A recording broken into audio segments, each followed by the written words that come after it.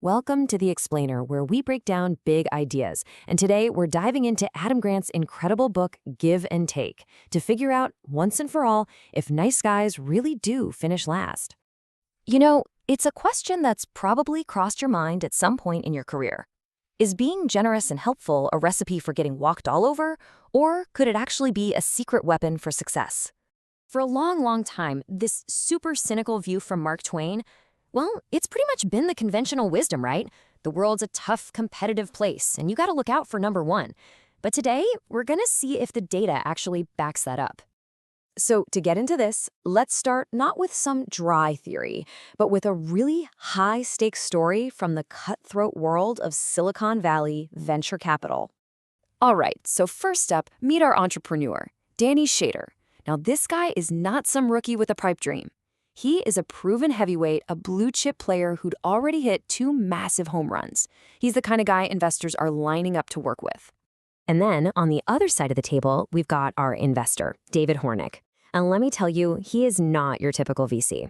A collector of Alice in Wonderland books, a master's in criminology, he was just known for being a genuinely good dude in a really tough industry. Okay, so here's how it goes down. Shader pitches his new idea to Hornick. Hornick loves it and immediately makes an offer.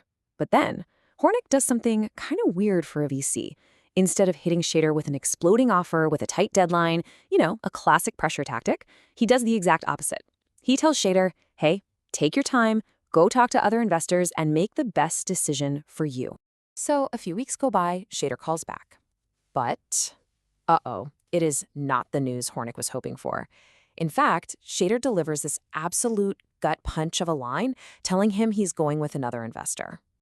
So get this, Hornick's own generosity, it actually backfired. It was seen as a weakness. Shader was worried this nice guy wouldn't be tough enough to really push him in the boardroom. So, case closed, right? The nice guy finished last? Well, maybe that's not the whole story. Okay, to really get what's going on here, we have to pull back and look at the core framework from Adam Grant's book. He says that when we interact with people, especially at work, we tend to fall into one of 3 main styles. First up, you've got the takers. These are the folks whose mindset is always, what's in it for me? They're cautious, they're self-focused, and they believe that in order to win, someone else has to lose. Then, you've got the complete opposite, the givers. And our guy David Hornick, he is a textbook example. Givers are focused on others. They'll help out without expecting anything directly in return, just because they see a need. And finally, you have the matchers. And honestly, this is where most of us probably live. Matchers are all about fairness. It's a world of tit for tat. You scratch my back, I'll scratch yours. They like to keep the score perfectly even. And really, the difference between the 2 extremes boils down to this one simple question. A taker walks into a room asking, what can all of you do for me? While a giver walks in and asks, what can I do for all of you? It's a totally different starting point. Okay, so now that we have these categories, givers, takers, and matchers, let's look at the actual data. Who do you think really ends up at the bottom of the success ladder?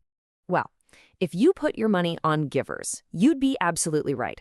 And the data is just brutal. The engineers who get the least amount of work done? Yep, givers. Too busy helping everyone else? Medical students with the worst grades? Givers. The salespeople with the absolute lowest sales figures? You guessed it, givers again. So yeah, the data is crystal clear on this point. When you scan the bottom rung of performance in pretty much any profession, you find way more givers than anyone else. They're at risk of burnout, of being doormats, and of sacrificing their own ambitions. All right, so if the givers are stuck at the bottom, it's pretty obvious who's at the top, right? It's gotta be the hard-charging takers, or maybe the fair and square matchers. Nope. This is the moment where the entire idea gets completely flipped on its head. Because the most successful people, they're not the takers. They're not the matchers. It's the givers. Again. And what's so wild is that the data looks almost identical, just in reverse. The most productive, most brilliant engineers? Givers. The medical students at the top of their class? Givers. The absolute rock star salespeople bringing in 50% more revenue than their peers? Also givers. And this right here is the central paradox of the whole book. Being a giver is, well, it's a really high-risk, high-reward strategy. Givers are overrepresented at the very bottom and at the very top of the success ladder. Meanwhile, the takers and matchers, They tend to play it safe and just land somewhere in the middle. So, this incredible paradox brings us full circle. Right back to our story about David Hornick, the venture capitalist who seemed to lose it all just for being too nice. Well, it turns out after Shader made his choice, he couldn't shake this gnawing feeling, as he put it. He realized that in looking for a tough guy, he was overlooking the insane value Hornick's giver mentality brought to the table.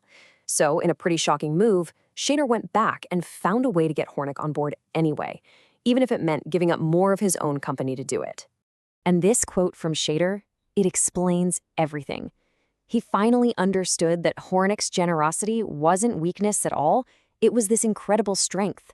It built a foundation of trust, support, and responsiveness that was just way more valuable in the long run. He learned that someone could be both a supporter and a challenger. And that leaves us with the million-dollar question, right? Since givers can land at the very top or the very bottom, what separates them? What makes one a success and the other a doormat? Well, as Adam Grant shows us, the secret isn't just about giving. It's about giving smartly. It's about protecting their time, weeding out the takers, and finding ways to make their generosity a sustainable, powerful, long-term advantage. And that, right there, is the surprising science of success.